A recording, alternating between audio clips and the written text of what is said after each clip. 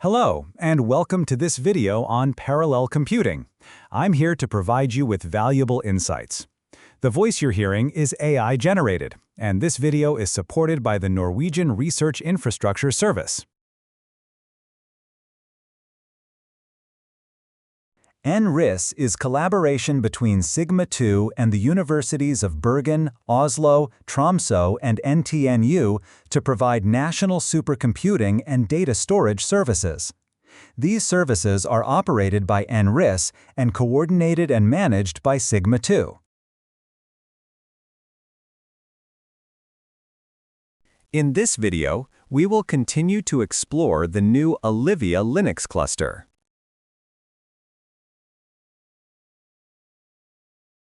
More specifically, we will continue to examine a Fortran program that performs matrix multiplication with OpenMP using the Cray Fortran compiler.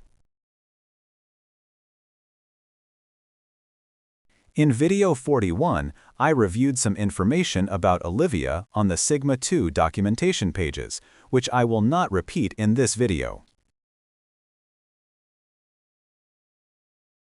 I am already logged in to Olivia and have just listed the contents of the MXM OpenMP folder in the terminal. This is the same folder I used in video 41, and we can still see the job output file generated in that video. Using the Cray Fortran compiler in video 41 was not very successful, as it produced an executable that did not perform any computation. At the end of video 41, I suggested addressing this issue by using allocatable matrices in the Fortran program. Let's take another look at the Fortran program. I will continue using the same matrix dimension of n equal to 32, 7, 68. This time, I will use allocatable matrices that are dynamically allocated at runtime instead of being statically allocated at compile time. In video 41, I used static matrices. But in this video, I will switch to dynamic matrices, as indicated by the allocatable declaration. The first command in the Fortran program after the variable declarations is to allocate the matrices used in the program. I can save the changes to the Fortran program by pressing Ctrl+X followed by Ctrl+S. After that, I can exit the Emacs editor by pressing Ctrl+X followed by Ctrl+C. Once back at the command prompt in the terminal, I will clear the terminal before executing the new Fortran program. I do this by submitting the job script to the slurm queue system using the sbatch command. We can see that the job is assigned the number 3709. When I check the slurm queue using the sq command, we can see that the job has been computing for 18 seconds on the C1 163 node. Before reviewing the results, I will clear the terminal. I will first list the folder contents, where we can see that a new job output file has been created. Using the more command, I will open this file. The job output file begins by displaying the list of modules used by the job, and the list is generated by the module list command in the job script. we can see that the Cray Fortran compiler generated an executable that performed the matrix multiplication in approximately 3,093 seconds, or about 52 minutes. On FRAM, the same matrix multiplication took around 67 seconds on 32 cores. On Betsy, it took about 40 seconds and only 32 seconds when using the math kernel library, MKL, on 128 cores. Thus, the computation took significantly longer on Olivia. This suggests that the Cray Fortran compiler was unable to determine the optimal loop ordering for the triple-nested loop used in the matrix multiplication. Although the CPU utilization is reported to be close to 100% on all 256 cores, it is important to note that high CPU efficiency does not necessarily mean the computation is being performed in the most efficient way, as we know it was completed much faster on both FRAM and Betsy. Additionally, the memory usage is reported to be about 25 gigabytes, which is consistent with the usage observed on FRAM and Betsy. Before adjusting the loop ordering, I will clear the terminal. After clearing the terminal, I will first list the contents of the folder. To adjust the loop ordering, I will open the Fortran program using the Emacs editor. I will continue using allocatable matrices with the same dimension of 32,768. The triple-nested loop originally had the loop ordering IJK. I will now change this ordering to JKI as recommended by the Intel compiler, which was shown in video number 6. Let me save these changes to the loop ordering before exiting the Emacs editor.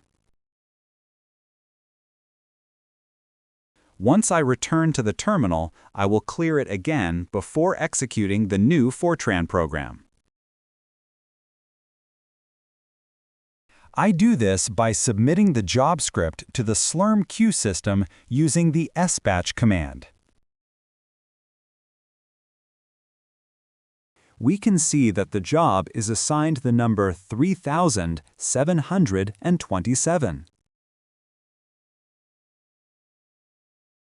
When I check the Slurm queue using the sq command, we can see that the job has been computing for 16 seconds on the C1 163 node. Before reviewing the results, I will clear the terminal. I will first list the folder contents, where we can see that a new job output file has been created. Using the more command, I will open this file. The job output file begins by displaying the list of modules used by the job, and the list is generated by the module list command in the job script. We can see that the Cray Fortran compiler generated an executable that performed the matrix multiplication in approximately 1,083 seconds, or about 18 minutes. This indicates some improvement in the performance of the matrix multiplication, bringing it closer to the performance observed on FRAM and Betsy. The CPU efficiency is still reported to be close to 100%. However, we know that this is still not the most efficient way to perform the matrix multiplication, as it was completed much faster on FRAM and Betsy. Let us try changing the loop ordering of the first loop in the Fortran program that initializes the matrices, as this loop could now be the bottleneck affecting performance. Before changing the loop ordering of the first loop, I will clear the terminal. After clearing the terminal, I will list the contents of the folder before opening the Fortran program with the Emacs editor. The ordering of the first loop was originally IJ, but I will now change it to JI. I will save this change to the file before exiting the Emacs editor. After returning to the terminal, I will clear it again before executing the updated Fortran program. I execute the updated Fortran program by submitting the job script to the Slurm queue system. We can see that the job is assigned the number 3741. When I check the Slurm queue using the sq command, we can see that the job has been computing for 16 seconds on the C1 163 node. Before reviewing the results, I will clear the terminal. I will first list the folder contents, where we can see that a new job output file has been created. Using the more command, I will open this file. The job output file begins by displaying the list of modules used by the job, and the list is generated by the module list command in the job script. We can see that the Cray Fortran compiler generated an executable that performed the matrix multiplication in approximately 221 seconds. Changing the loop ordering in the triple-nested loop resulted in some performance improvement. Modifying the loop ordering in the first loop has further enhanced the performance of the matrix multiplication, bringing it closer to the levels observed on Fram and Betsy.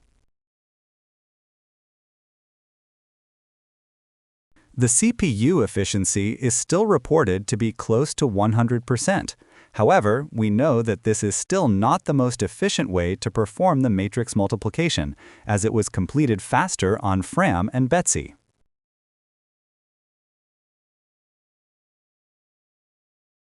It is important to note that high CPU efficiency does not necessarily mean the computation is being performed in the most efficient way.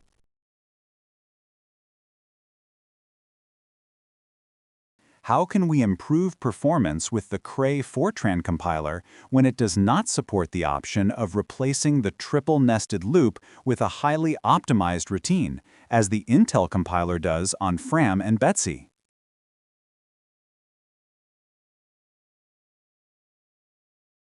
The best approach is to use a highly optimized routine directly, rather than relying on the compiler's ability to replace the triple-nested loop with an optimized routine. In general, we recommend avoiding the creation of your own computing routines. Expert-developed libraries offer significantly better performance than what can typically be achieved independently. One such library is the Math Kernel Library, which is included in the Cray Scientific Library.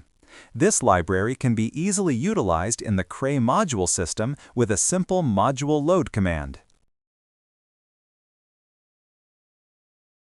In the next video, we will demonstrate that the new Olivia Linux cluster outperforms both Fram and Betsy in matrix multiplication, provided that the Math Kernel Library is used. I am looking forward to the next video. Wishing you all happy computing in the meantime.